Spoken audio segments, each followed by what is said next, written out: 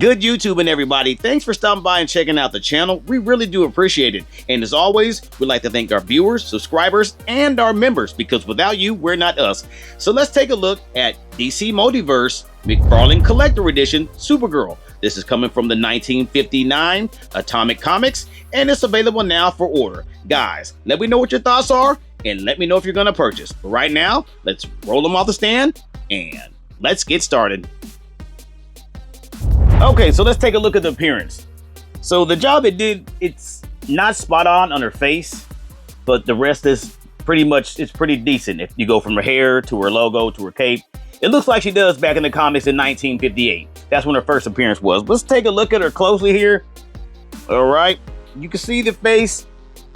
Okay, that's what you're gonna get on the face. So the eyes, lips, nose, everything looks proportioned. Doesn't look like there's any runoff paint. And then you look at her short hair. That is going to be a mold because she has an extra head sculpt that the hair needs to come off and put on. We'll see that in the accessories, right? But taking a look at the figure itself, you see that it's all blue. You do have these really big gaps that go by the hands. By the hands here, you have these huge gaps where they interchange in the other hands. Not a fan of that. If you do look at her sternum, I'm okay with the cut in the sternum. At least you don't have the block cut. But that's pretty much all you can really do with that. And you do have decent movements with that cut in the sternum. But look at the dress itself, the skirt. This is painted well like the comics. If you look at it, you're going to get those red loops with the yellow belt. That is correct. And you do have that oval shape. That oval shape on the belt there. That is correct on the paint scheme. And the dress color is correct on the paint scheme. What I would like on the paint scheme is where the dress is, where you see the grooves. Been nice to put a little black wash into it to give it a little shadow. That's just me. Okay, and if you're looking down at the legs, you're looking at just regular flesh color. This is probably just the color from the tooling. This is a big reuse. Talk about that in a minute as well. But there you have the boots. They're painted on. That is correct. You see the red and then you see the black lining there. That's correct on that. But it'd been better if you look to the side here. You've been better if you kind of use the sculpt it on a little bit and have a lip sticking out for the boot, just to portray like that boot's on there better than just the paint itself, right? We know they're pushing them out fast. So looking at the feet, not a fan of the feet, but they will do because it blends in real good with this red. But I'm just not a fan of that tennis shoe look, and you see it? That's what you're getting, right? Okay, so let's look at the logo. We'll look at that close real quick. You see the logo there. That's not grazed, that's painted on. I think it would have been better if it was grazed, but that's just your spray paint, right? Okay, see how that looks. You see that finish on the blue as well, right? Not too bad there. And there goes some shoes. Been nice to have that to be sculpted and painted. That way the boot has a little bit of lip and it looks like it's on, right? That'd have been nice. And you do have that flesh color for the legs and hands and face. But let's take a look at the cape. Really small cape. She does have a small cape in the game, as you can see it there. That logo on the back, decent enough, not bad. It could have been in color, not quite sure. I haven't seen any photos if that is in color or it is just all yellow, not sure. But a good thing is you see the stitching here. The cape is wired, so you do have that on the small cape, so that's always a plus there, right?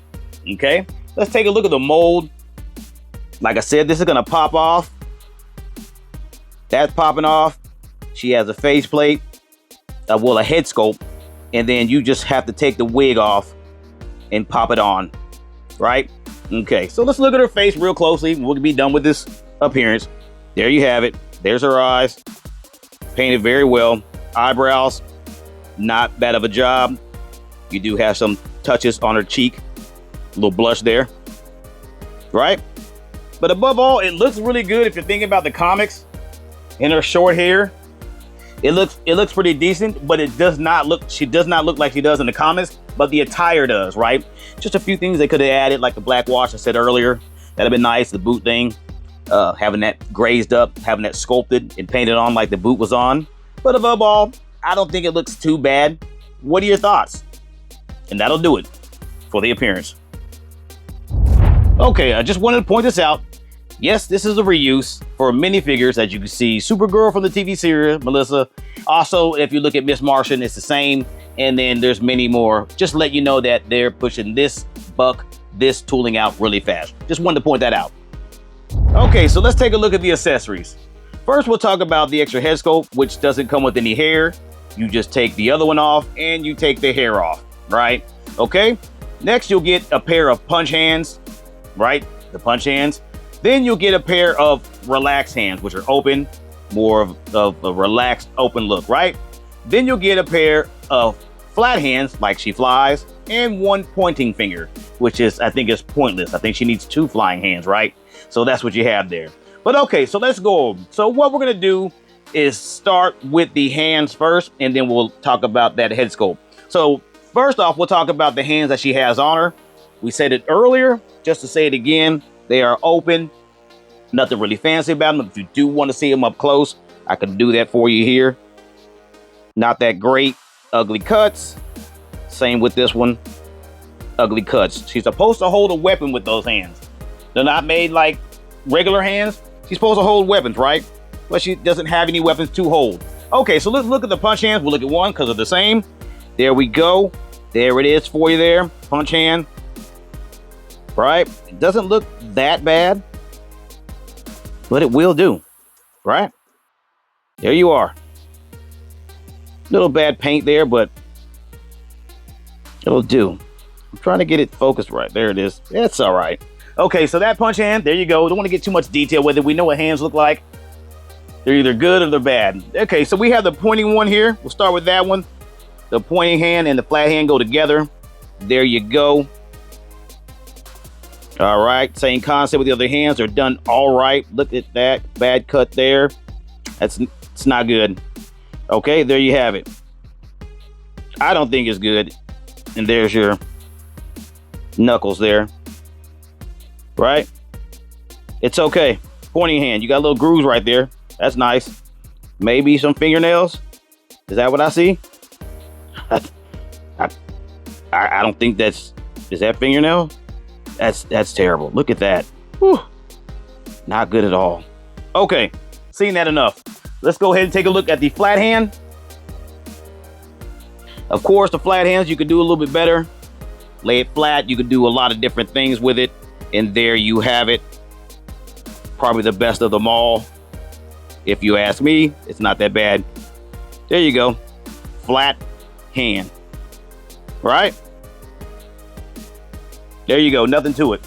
Okay, so let's look at the open hands. We're just going to look at one because they're the same. Just one on each side of the hand, of the arms, right? Here we go. There they are. Bam. And that looks okay. It's not that bad, right? Could be a lot worse though. But there you have it. See if I can. No, I was trying to make it look good, but it's not working. There you go. Yikes. Hands are okay. And let's go to this head sculpt. I'm not a fan of this at all. Okay, so you have the head sculpt, which it's done well. Looks good. Here we are. Head sculpt. Right? You got a little brown there for your eyebrows. Eyeliner. Blue eyes. Black pupils. White behind the eyes. And the nose. Lips have a slight, I don't know what that is, lip gloss, right? And there you have it, the ears. Sculpted. Okay. This is terrible. Just give us a whole nother head sculpt. Don't get cheap. And then make this and make us take the wig off over there and put it on this one. But if you look at it, not bad. This is just terrible. Yeah, do away with that. Okay, so we see that. That's enough for the accessories. Wish she had more, but she doesn't. And that'll do it. Okay, so let's check out the points of articulation, the POA. Let's go ahead and do that. Get my lighting where I need it to be. I think this is good enough. I think that'll work, right? Okay. Head movements are on the ball and socket, of course. We know that for the fact that it's that ugly interchangeable head. Let's go ahead and do that. So it's on a long ball and socket, so you can do quite a bit with this. I don't think it's too long, but I don't know why they have this stuff here. Look at that. I mean, I don't know what those those grooves are right there. But there's something, right? I don't know what that is, but okay. All right, you stick it on. It's not hard. It's very, snaps in, very decent. And there you have it. Let's look how the hair, see how the hair comes off. There you have it. And then you have that ugly look. It snaps on pretty decent. It's nothing hard. Goes in there, got its little grooves. And there you have it, right? Snug it in. Once you feel that snug, you got it. Okay, so the cape itself, we know it's wired. That's good. It's really little cape. That's what she has. That is wired. We do like that. Where you going? So that's always a plus when you have wire, right? Depending if you do like the PVC plastic for posing reason, the PVC plastic tapes that look good, they look good when they're sculpted. Okay, looking at the arms, pretty basic. You do have the ball and socket in the arms there. You do have the hinges that fly out. Of course, you know it's going to rotate and do its thing with the ball and socket. Of course, the bicep swivel is there. You see the cut, of course, there. That's not an issue. Looking at the double pins here, you're gonna have double jointed, right? Most likely we have the pins, but that is, I'm never a fan of how that looks. I wonder how, I'm just not a fan. Look at that.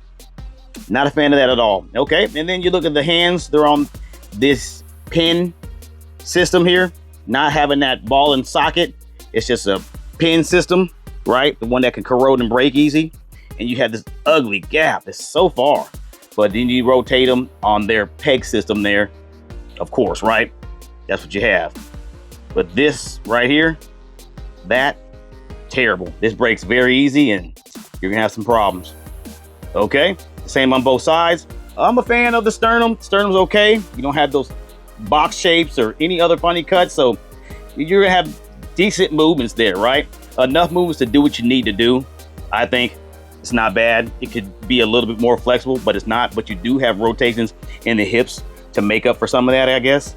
But there you have it, right? Okay, so of course you do have the click flies, is what I call them, because of the fact that they have these extra plastic here that click once you want to put in the motion that you want. So that's the click flies there. You see your double pins here, right? Always have the 90 degree. Once you see those double pins, you usually can go all the way back, correct? Right? And that looks fairly decent. It's not too bad looking, right? I mean, it looks, that's the best you're gonna get. It's McFarlane, right? But look at that. I mean, it's not bad. There you go. Same on both sides. And then your feet, they sit on rockers,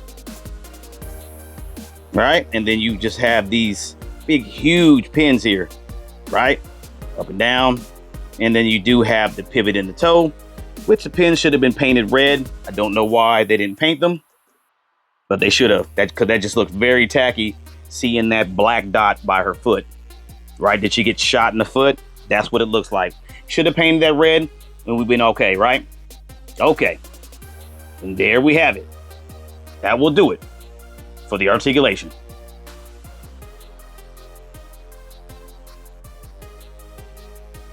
Okay, so let's go ahead and scale her up. As you can see, she's next to a mega figure there. Of course, Darkseid is who I use. And let's go ahead and put Superman from the comics there, from the Action Comics. There we go. That way you get that size comparison. He looks very, very huge compared to Supergirl, but I think that's the right scale. What do you guys think? Let me know in the comments. But there you go, just to get an idea of what it looks like when they're together, right? And you get the idea. Okay. Okay, for the packaging, pretty basic. This is McFarlane Toys Collector Edition packaging. As you can see, that black matte finish on the side there. You do see the DC Multiverse of Supergirl on the front panel, and also the accessories in the trading card and action figure base inside the bubble, right? We've seen that. But if you look at the side panel, you'll get McFarlane Collector Edition, Supergirl, and Action Comics, right? Number 59, Supergirl on the bottom.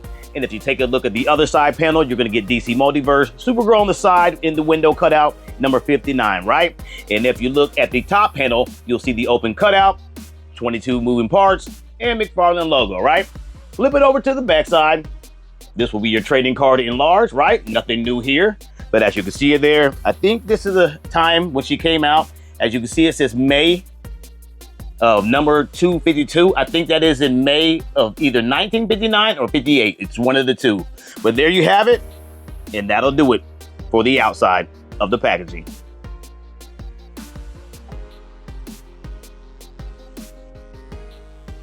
Okay, for the pros and cons. The pros are, I'm gonna start with those first. The pros are, I think the figure looks pretty good. I think it's proportioned right. She's little, that's how she is. I think that the super logo is nice. The logo there on the chest is good. The paint scheme is correct.